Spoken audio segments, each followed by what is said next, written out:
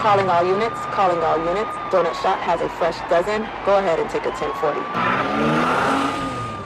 The chief called the perfect plan. Yeah. We went around, we kind of snuck in. We saw them come to us. We grabbed them, took them into custody, and we were leaving. And when they realized, hey, the cops are leaving, like they were out there to pick a fight with us. Mm-hmm. They realized we were leaving. Out of nowhere, 2 kids with a skateboard come crashing into a windshield. Yeah. Those officers jump out. Right. So they were hitting the windshield of the car. No, they destroyed the car. So they were trying to leave. Yeah, we were trying to leave. They had really cut off the convoy in the middle. Half the unit was already back at the station, or almost to the station, and the other half was stuck behind their line of people. Yeah. 2 kids came with a skateboard, hit the windshield, and those officers in that car jumped out, grabbed, I think, one of the guys, and then the crowd jumped on them. Yeah. And we were in the back, like the back half of it. We saw them getting jumped. We ran out to go get our guys back, and that's how the whole thing kind of spelled out. So you're there. You go in to assist. You in this chaos. Yeah. Right. You're able to target on one person that you saw, or like, I'm gonna get this person. We weren't even there to even. When you rolled up, was what I'm saying. When we rolled up, we got out. We just wanted our guys back. Yeah. And if they had somebody in custody, then hey, we just wanted them back because we didn't want to fight with them. We didn't want to be involved in anything else. They were peacefully protesting. We got the guys that defaced the property and that was it. Yeah.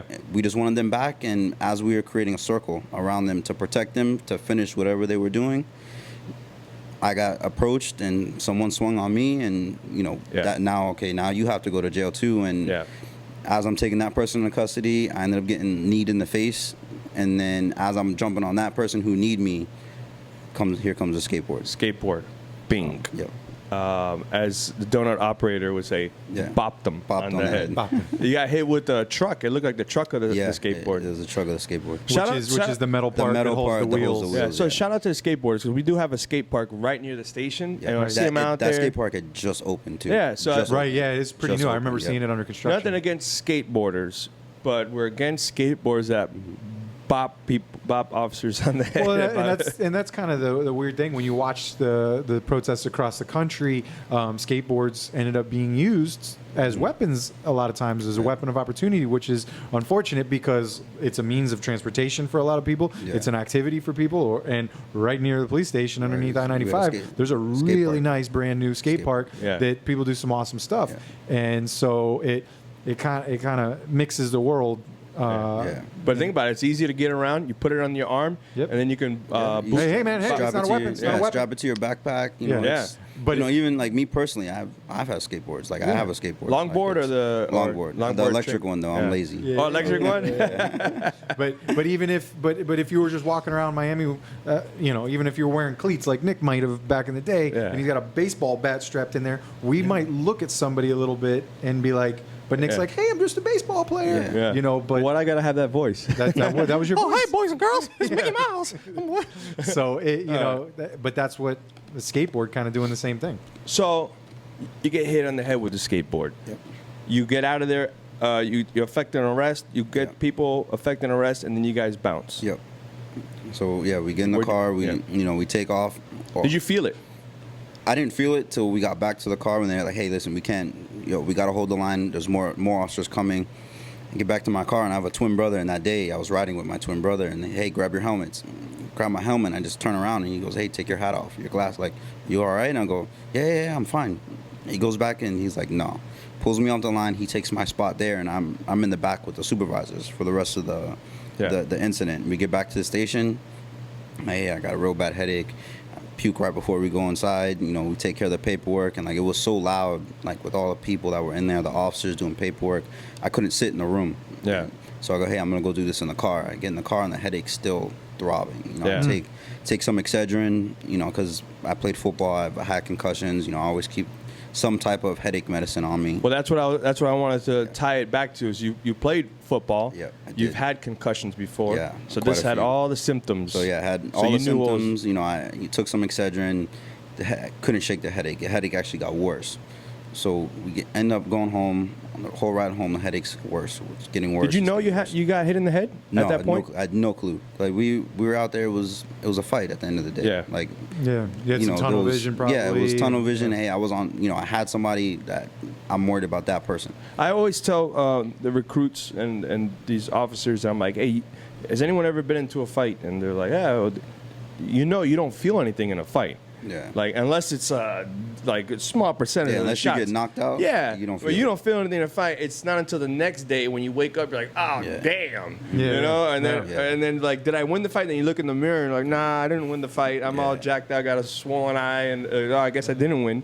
But like that, you get hit in the head with a truck, which is a The metal, thick yeah, the metal metal part, part, yeah. bop, and then you don't even feel that. I mean, you feel it, but there's no pain. No, honestly, Yeah. like didn't feel nothing. Yeah, adrenaline Yeah. is a real thing. It's a real thing. Yeah, so So we get back, or on the way home, get home, and one of the officers that was in the platoon sends me a video from Twitter, and she's like, "Hey, did you get hit with a skateboard?" I'm watching the video. I watch it twice, and then I go take my hat off, and you could see the dirt imprint mark on my hat from the skateboard.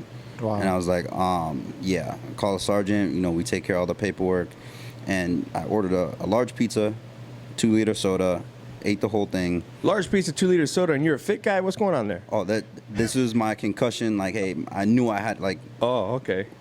from football. Like, I had a process. Like, yeah, concussion after the game. I'll go home, order a pizza, get a 2-liter soda, and then I would just sleep. Really? So just sleep. Wow. So I get home, I order pizza, eat it, and sleep for 3 days. Like, just knock out for 3 I'm days. curious at how you got to that.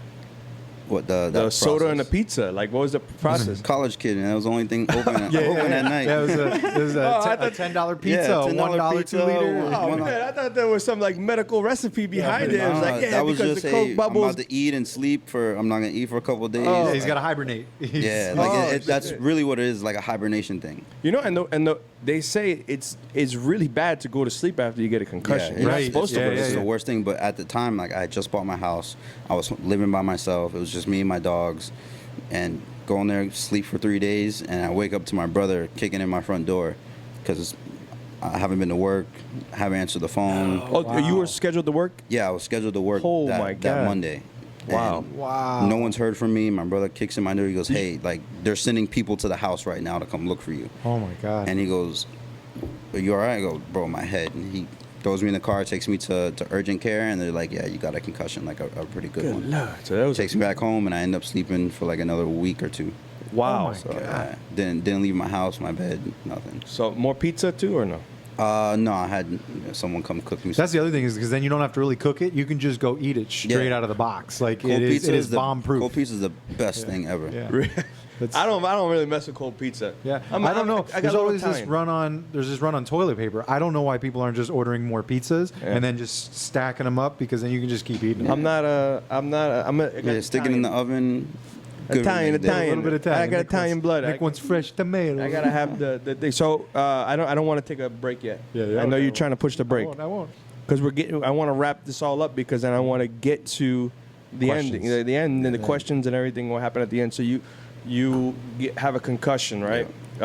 You watched the video. Yeah, I've seen the video. I woke up to a viral video. Like, So- it was viral already. Be real with it. In your head, did you feel like you were like an Avenger when you were there? Like, yeah, and you're doing all these cool moves, and then you watch yourself and like, man, that was nothing like I pictured in my head. No, I was like, let's just go. Oh, Like, so let's get what we came for Yeah. and get out of here. Whenever I play back stuff in my head, like I think I'm like this Avenger. It definitely This looked like super- Age of Ultron, like Yeah. the fight at the end or whatever. I'm doing like all these awesome moves, and I watch it in real life, and I'm like, boo, boo, boo, boo, boo, boo, boo, boo, boo, and I'm like, that's nothing like I thought it looked in my head. Like when I got hit by the dog, Yeah. I thought I took the hit real good. Nah, I got destroyed. I don't know if you saw that vlog where I got destroyed. No, I haven't. yet. I got destroyed in a vlog. It separated my shoulder. Whatever. Long story short, in my head, I thought it looked cool. I didn't. So you go now. You see the video. You're viral. Yeah. All the news networks are running this. Big media, social media guys are doing reviews. Shout out to Donut Operator.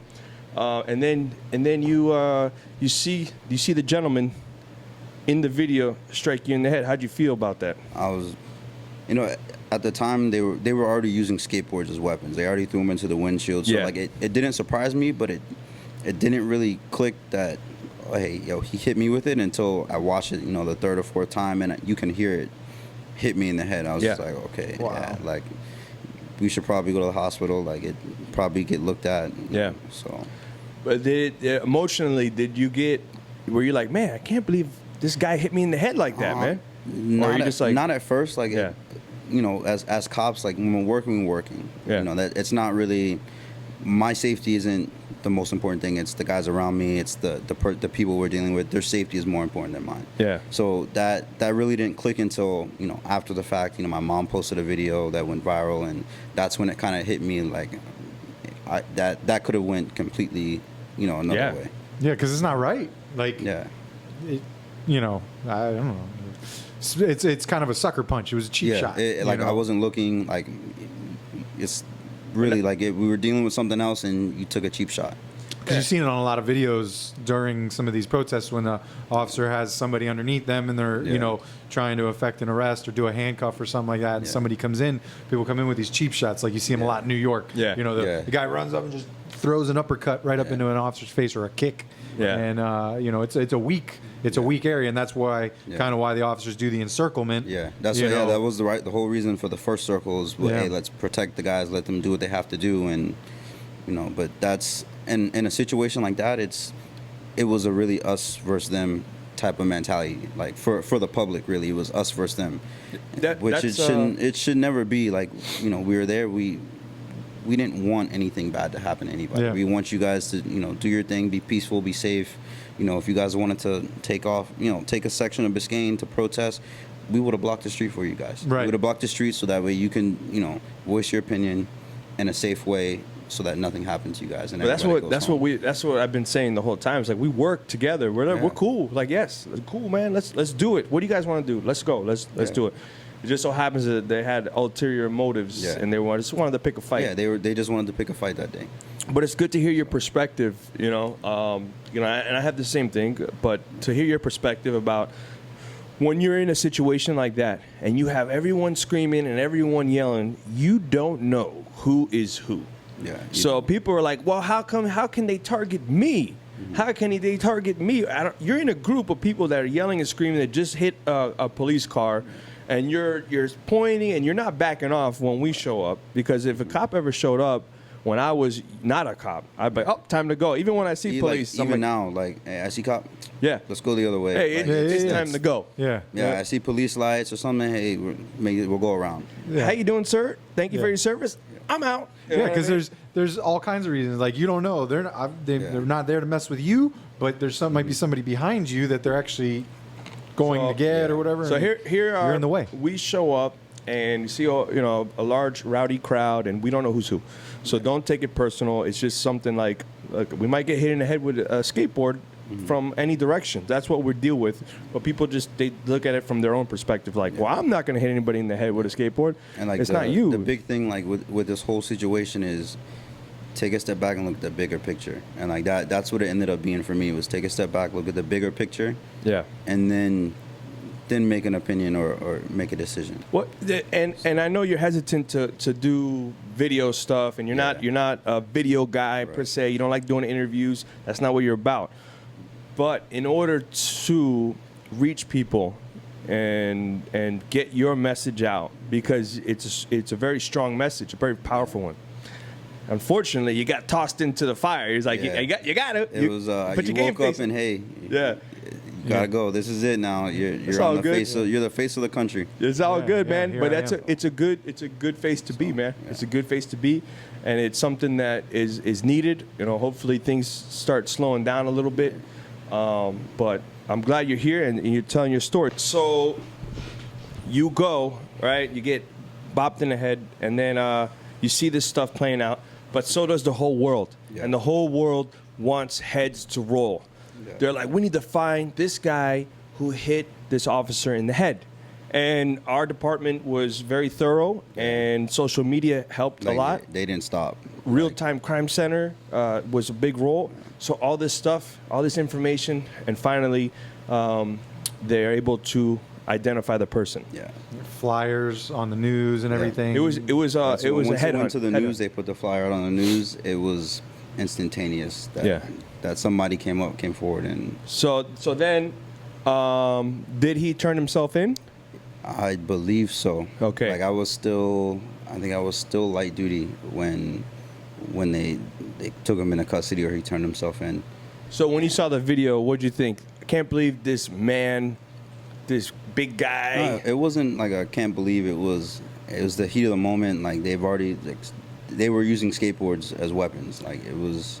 What I'm getting Kinda at like is, a caught in the moment did thing. you think that it turned out to be juvenile, right? Yeah, he was 17 years old. 17 years old. Did you believe it was that young, or do you thought it was a little bit No, older? he was 6'3", almost 300 pounds. Like he didn't look like a juvenile at all. 6'4", giant. 6'4" for the recruiters out Yeah. there. 6'4" for Yeah, Yeah, yeah. 6'4". If you're gonna He's put his, if you're gonna put his 6'5". stats up, yeah. 6'5". No, so 6'3", about 300. Yeah, 280, like 280, 300. Solid, swinging a solid kid. skateboard, metal skateboard truck, boom, to the head. So now he turns himself in. Yep. How do you feel? At first, I had the same, kind of stance as the rest of the world. It is what it is. Like you did it, you gotta suffer the consequences. And Yeah.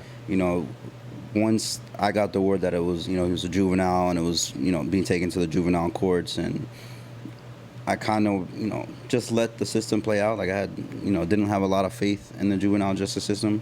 So, dealing with the same juveniles on the road. Turn the mic a little bit. Just it can't. There you go. There you go. Yeah. Dealing with the same juveniles on the street every day, same crimes over and over again. I was like, oh, it's, that's the story it's going to be. And you know you know, what? and- And unfortunately, the repeat offenders that are juveniles, they know that. Yeah, they know. So they're it's not a secret. Nah. So, If you ever taken a juvenile to jail, and they're real serious crimes. yeah, like They big crimes. show up. They'll go in there. They'll get there. Wait for. I might get my snack. They get the snack. They Yeah, get their get the blanket. snack. Wait for them parents to come pick them up. They and sit in an area. Almost looks like an airport. Yeah.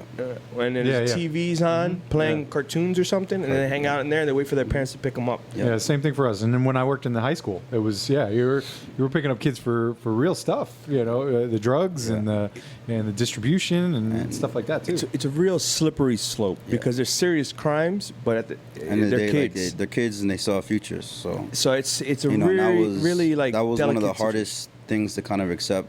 Was the juvenile justice system isn't a punishment system, it's a rehabilitation system. Yeah. So, and it hats off to the attorneys, like the prosecutor and the defense attorneys, like they really kind of spelled it out for me and kind of gave me the insight of how that whole system works. So, and not to confuse the two, because Michael, as you come to know him, has never been in trouble with the law before. The first time that he was ever on his own, like out in public alone, was that day. That's a big. And even then, like after we sat down, we had an hour and a half long conversation. Thanks to the attorneys, they set it up and gave us the opportunity to hear each other out. So the attorneys requested Yeah. to speak to you. Yeah, You were like, I don't know about that. Like it went on for maybe a month and a half, and I was just like, no, like with zero faith in their system. Like, Yeah. like what's the point? Like you guys are just. Was it gonna- because you were mad, or was it? It was a little bit because I was mad, and a lot more because of zero faith in the system. Like like you guys aren't going to do anything anyway, so why am I going to waste my time? Yeah, to why come in? participate? Yeah, in why a participate? when failed you're- system. Yeah, in a failed system. So they're calling, and then I guess the attorneys, they switched attorneys on, like prosecutors, and for 45 minutes, me and her were on the phone, and she was just like, he just wants to talk to you. Like if he talks to you, he'll take the deal. So I was like, okay, set it up. So they set it up. A day later, they called me with the time and the place, and I showed up. He showed up, and introduced myself. I shook his hand, and instantly you could see that he was scared. He was sorry. Like it was a very genuine type of encounter. So What was he facing? Had this not gone down, had you just stuck to your guns and said, you know what? Oh, his life would have been F over. the system. Like his whole life, being an athlete, being a young black man in America, like his whole life would have been over. We would have had to deal with him as an adult for probably way more serious things. Okay. So, and me being a black man too, like I knew a lot of the struggles that he faced growing up, and like I still do. Like I'll drive down the street and I still get stopped because hey, I'm a black guy in a bad area with a car with 10. Like, it still happens to me, so I understand it like almost perfectly. So, you know, for us to sit down and him to see somebody who looks like him, talks like him, you know, has tattoos like everyone else he knows, for me just to be genuine and be like, hey, listen, like, let's talk. You know, this isn't. We're just gonna have a conversation, and if you know I get one little whiff of BS, Yeah. this is over. And you know he stayed true to that. I stayed true to that. And So he was like, because everyone sees it from the outside, right? Yeah. And everyone's seen it. Yeah. So you know, the social media is a bitch because everyone has their voice and they're talking about, wow, he's only remorseful because he got caught. Yeah. You know, and that's a question that's legit. You know, because if you didn't get caught, would you really be remorseful? But at the end of the day, you got to spend the most time with them. You're an officer. You've dealt with the baddest of the bad, and I haven't even gotten to 2020 the 3 times that I want to talk about that. But anyways, but you've dealt with bad, you know, intentions. I've dealt with the worst of the worst. Yeah. You know, people who've done some unthinkable things. Like, and you read them. You're reading them, yeah, and you're like like, that's the one, you know, really good plus about this job is you learn how to read people. yeah. You know, instantly. Yeah. Like you can instantly tell, hey, this person's gonna give me a problem. This person's not. Like, hey, I can talk to this person. Like, we can find a middle ground. Yeah. So, you know, and using that, you know, that skill in itself, like I was able to, you know, feel him out instantly, and he was genuinely sorry. So And then we talked, and you know, we found a middle ground. We both played football, and you know, he D1 scholarships. The kid is very good. Like, second I figured out who he was, his name, I Googled him. His huddle highlight film came up. Yeah. I was like, oh, this kid is actually good. And you know, I did a little bit of my own research on him, and you know, talked to my dad, my parents, and you know, they kind of influenced a lot of the. I wouldn't call it sympathy, but hey, just hear him out. what was it? What was their stance? What was their stance? Yeah, because you're they're like, old school. as a family who's in public safety and sports, and yeah. my dad always said everyone makes mistakes, That's but true. it's not about, you know, the mistakes happen, but what you do after the mistake is how you really show if it was a mistake or not. Actions. You know, the actions. You Yeah. know, if you make a mistake and you continue to make that mistake, that's not a mistake. That's a character flaw. Yeah. That's something that you can't change. But if you make that mistake and you never make that mistake again, it's a mistake. And that's how you show everyone that, hey, it was a mistake and I'm genuinely sorry for it. And So you know, so by move reading forward. him and talking to him and getting to know him, his parents, Yeah. was a mistake. It was Bad influence. It was. He got caught in the moment, and Mm-hmm. because everyone else was throwing skateboards and was fighting the cops, he got caught in the moment. Yeah. And even like to this day, like me and him, I was at his game, or I tried to go to his game this Friday, but the school wouldn't allow us to buy tickets at the gate and stuff like that. COVID. So because of COVID. Yeah. So I've been to almost every single one of his games except for 2, and that was the only time he's left the house. So. And that's what I said. Like, you got people out there for the right reasons, and then you got those knuckleheads that throw a rock, and then the people out there, they're like, "This is what we're doing? We're throwing rocks." And like for him, the way that whole Black Lives Matter protest was put out there, was it. If you weren't following up with it, and like he was heavily involved in school and football. Like if you just saw it and hey, let me go support my people. Yeah. that's Right. what it was for him. Like, hey, let me go support my people. On the surface, it's, But the ulterior motive behind that Yeah. whole thing was to go pick a fight with the cops. Mm-hmm. And if you weren't up to speed with everything going on, you wouldn't know that. And he got caught trying to do the right thing, but with the wrong people. Hey, come here. Come here. No. Bring it in real close. I got something for you. Did you subscribe yet? Right down there. Hit that subscribe button and the bell notification, because you got to know when we're going to give you a show. Do it. Go now. Go now. I'm waiting. Come on. Right there. All right, back to the show. Calling all units. Donut Shop has a fresh dozen. Go ahead and take a 1040.